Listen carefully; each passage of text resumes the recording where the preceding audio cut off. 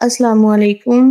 الحمدللہ، آج ہم جس سورت کی بات کرنے جا رہے ہیں وہ قرآن پاک کی ایک عظیم اور بابرکت سورت ہے جس کا نام سورۃ الکہف ہے۔ یہ سورت قرآن پاک کی 18ویں سورت ہے اور اس کی تعداد آیات کی 110 ہے۔ یہ ایک مکی صورت ہے جو ایمان، آخرت، اللہ کی قدرت اور دنیا کی آزمائشوں کے بارے میں انتہائی بصیرت افروز پیغامات دیتی ہے۔ یہ صورت 4 عظیم واقعات پر مشتمل ہے۔ نمبر 1، اصحاب کہف، ایمان پر ثابت قدم رہنے کی مثال ہے۔ نمبر 2، 2 باغات والے شخص، غرور اور دنیا پرستی کے انجام کی کہانی۔ پوائنٹ 3، حضرت موسیٰ علیہ السلام اور حضرت خضر علیہ السلام، صبر اور اللہ کے علم پر بھروسہ رکھنے کا سبق۔ ذوالقرنین، عدل و انصاف کے ساتھ ایک مثالی حکمران کی جھلک۔ ان 4 کہانیوں کے بعد ہمیں زندگی کے وہ اسباق ملتے ہیں جو قیامت تک کے لیے رہنمائی کا ذریعہ ہے۔ اس لیے سورۃ کہف کو خاص طور پر جمعے کے دن پڑھنے کی تاکید کی گئی ہے تاکہ مومن ہر فتنے سے محفوظ رہیں اور اس کے دل میں ایمان کی روشنی قائم رہے۔ سورۃ کہف کا مطلب ہے غار۔ اس سورت میں اللہ تعالیٰ نے 4 بڑے واقعات بیان کیے ہیں جن سے ہمیں ایمان، صبر، علم، عاجزی اور اللہ پر بھروسہ کرنے کے قیمتی اسباق ملتے ہیں۔ یہ سورت نہ صرف دنیاوی سکون کا ذریعہ ہے بلکہ آخرت کی کامیابی کی ضمانت بھی ہے۔ حدیث میں آتا ہے، جو شخص جمعہ کے دن سورۃ کہف پڑھے، اللہ تعالیٰ اس کے اگلے جمعے تک نور عطا فرما دیتا ہے۔ سورۃ کہف کا قصہ، اللہ تعالیٰ سورۃ کہف کے شروع میں ایک نہایت ایمان افروز واقعہ بیان کر رہے ہیں جسے ہم اصحاب کہف یا غار کے ساتھیوں کے نام سے جانتے ہیں۔ یہ کچھ نوجوان تھے جنہوں نے اپنے دور کے ظالم بادشاہ کی بت پرستی اور کفر کے نظام سے بغاوت کی۔ وہ صرف ایک اللہ کی عبادت کرتے تھے اور اپنی جان بچانے کے لیے ایک غار میں پناہ لی۔ اللہ تعالیٰ نے ان پر اپنی رحمت نازل فرمائی اور انہیں 300 سے زائد سال تک سلا دیا۔ جب وہ بیدار ہوئے تو زمانہ بدل چکا تھا اور ان کی یہ قربانی ایک ایمان افروز مثال بن گئی۔ اس واقعے سے ہمیں سبق ملتا ہے کہ اگر کوئی نوجوان ایمان پر ڈٹ جائے تو اللہ تعالیٰ اسے اپنی خاص رحمت کے سائے میں لے لیتا ہے۔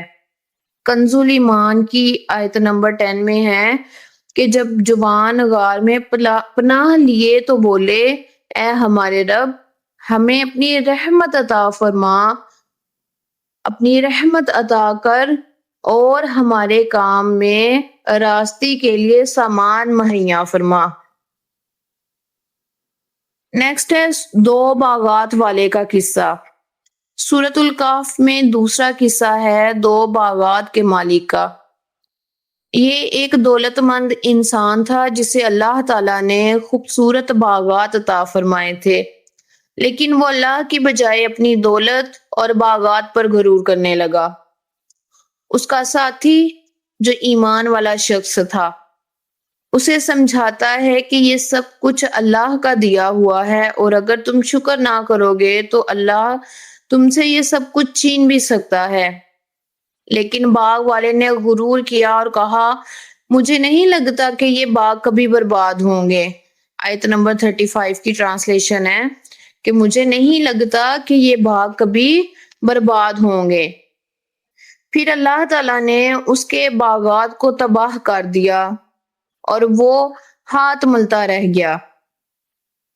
یہ قصہ ہمیں یاد دلاتا ہے کہ مال و دولت اللہ تعالیٰ کی آزمائش ہے، اصل کامیابی ایمان اور شکر گزاری میں ہے۔ نیکسٹ ہے حضرت موسیٰ علیہ السلام اور حضرت خضر علیہ السلام کا قصہ۔ یہ سورت کا تیسرا بڑا واقعہ ہے جس میں اللہ تعالیٰ نے علم کی حقیقت اور صبر کا سبق دیا ہے۔ حضرت موسیٰ علیہ السلام نے سمجھا کہ ان سے بڑا عالم کوئی نہیں، تو اللہ تعالیٰ نے انہیں ایک بندہ حضرت خضر علیہ السلام کے پاس بھیجا تاکہ وہ سیکھیں۔ خضر علیہ السلام نے ایسے کام کیے جو بظاہر غلط لگ رہے تھے، لیکن ان کے پیچھے اللہ تعالیٰ کی حکمت تھی۔ ایک کشتی کو نقصان پہنچایا تاکہ ظالم بادشاہ اسے چھین نہ لے۔ ایک بچے کو قتل کیا تاکہ وہ بڑے ہو کر والدین کے لیے فتنہ نہ بنے۔ ایک دیوار تعمیر کی تاکہ یتیم بچوں کا خزانہ محفوظ رہے۔ اس سے یہ سبق ملتا ہے کہ اللہ کی حکمت ہر چیز میں کار فرما ہے اور انسان کو ہمیشہ صبر اور توکل کے ساتھ رہنا چاہیے۔ ذوالقرنین کا قصہ۔ آخر میں اللہ تعالیٰ نے ایک نیک بادشاہ کا ذکر کیا جسے ہم ذوالقرنین کے نام سے جانتے ہیں۔ یہ ایک عظیم حکمران تھا جو مشرق سے مغرب تک سفر کرتا تھا، انصاف کرتا، کمزوروں کی مدد کرتا اور اللہ کی راہ میں جدوجہد کرتا۔ لوگوں نے ان سے درخواست کی کہ وہ یاجوج ماجوج کے فتنے سے بچانے کے لیے ایک دیوار بنائے۔ ذوالقرنین نے اللہ کی مدد سے ایک مضبوط دیوار تعمیر کی۔ یہ واقعہ ہمیں سبق دیتا ہے کہ طاقت اور حکومت کا اصل مقصد اللہ کی مخلوق کی خدمت اور عدل قائم کرنا ہے۔ جمعے کے دن سورۃ کہف پڑھنے کے فضائل و فوائد اب ہم سنتے ہیں۔ جمعے کے دن سورۃ کہف پڑھنے سے اگلے جمعے تک نور ملتا ہے، دجال کے فتنے سے حفاظت ہوتی ہے، گناہوں کی معافی اور دل کو سکون ملتا ہے اور اللہ تعالیٰ کی قربت حاصل ہوتی ہے۔ آیت نمبر 1 اور 2 کا ترجمہ ہے کہ سب خوبیاں اللہ کو جس نے یہ کتاب اپنے بندے پر اتاری اور اس میں کچھ ٹیڑھ نہ رکھی، سیدھی رکھی تاکہ اپنے حضور سے سخت عذاب کی آگاہی دے اور ایمان والوں کو خوشخبری سنائے، جو اچھے کام کرتے ہیں ان کے لیے اچھا اجر ہے۔ آئیے سوچیں کہ اگر ہم سورۃ کہف سے اپنی زندگی کے لیے کیا سیکھ سکتے ہیں۔ نوجوان ایمان پر ڈٹ جائیں تو اللہ کی مدد آتی ہے۔ دولت پر غرور نہ کریں، ہمیشہ شکر کریں۔ علم کے باوجود عاجزی اختیار کریں۔ طاقت ملے تو عدل کریں اور انسانیت کی خدمت کریں۔ اے اللہ، ہمیں سورۃ کہف پڑھنے، سمجھنے اور اپنی زندگی میں نافذ کرنے کی توفیق عطا فرما۔ ہمیں دنیا اور آخرت کی کامیابیاں عطا فرما اور دجال کے فتنے سے محفوظ فرما۔ اے اللہ، ہمیں قرآن سے سچی محبت عطا فرما۔ سورۃ کہف کو ہماری زندگی کا لازمی حصہ بنا دے۔ ہمارے دلوں کو اس کے نور سے منور فرما۔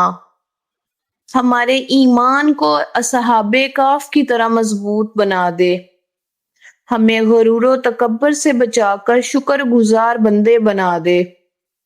اے میرے پاک پروردگار دو عالم، ہمیں حضرت خضر و موسیٰ علیہ السلام علیہم السلام کی طرح صبر اور عاجزی عطا فرما۔ ہمیں ذوالقرنین کی طرح عدل و انصاف کرنے والا بنا دے۔ یا میرے پاک پروردگار دو عالم، اے میرے پاک مولا، جمعہ کے دن سورۃ کہف کی برکت سے ہمارے گناہ معاف فرما، ہمارے گھروں میں سکون اور رحمت نازل فرما، ہماری قبروں کو منور فرما۔ قیامت کے دن ہمارے لیے سورۃ کہف کو شفاعت کا ذریعہ بنا۔ اے اللہ، ہمارے والدین، اساتذہ اکرام اور تمام امت مسلمہ کو بخش دے۔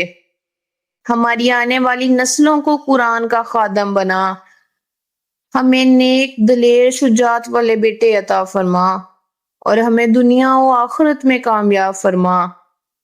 اے سب سے رحم کرنے والے مولا، ہمارے حالوں پہ رحم فرما، ہمارے دلوں کو قرآن کے نور سے بھر دے اور ہمیں جنت الفردوس میں اپنے محبوب نبی کریم صلی اللہ تعالی علیہ وآلہ وسلم کی شفاعت نصیب فرما۔